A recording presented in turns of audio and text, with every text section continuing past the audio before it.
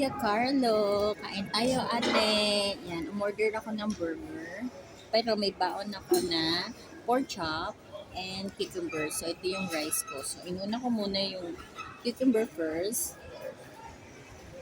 And then, yung aking protein. Yeah, we need 75 grams protein a day para hindi tayo magkasakit ng cancer or tumaas yung inflammation natin. Is help this one. Then, last po yung burger. So, ayan.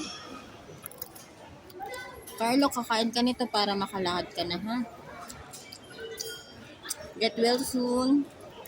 Sa mga naka-stroke patient, cancer patient, diabetes, hypertension, PCOS, then ito po yung mga proper food natin. Kailangan, ang meat natin na day, protein, amino acid is 75 grams a day, like half kilo, hanggang mabusog ka.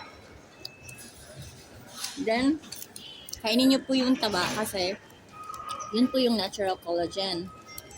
Kasi po, 60% of our brain is fat. Ang sarap.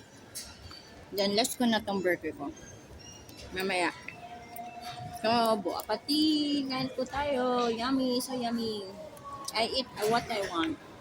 And healthy and good. My blood test and everything. I'm here in Abu Dhabi Mall. Show ko po sa inyo. Nasa food court po ako. Bye-bye. Tignan natin yung burger. So, you can eat your food like pasta, bread, and rice, but always last. Also, in empty stomach, not allowed high carbs because it mag-spike yung sugar mo and you have insulin resistance after you have diabetes or other disease. So, first, vegetable first, second, protein and high fat, and then last the carbs. Ingat po! Be knowledgeable po sa mga food na kinakain natin because food is always give us medicine, no? So be aware. Okay, let's eat. So yummy.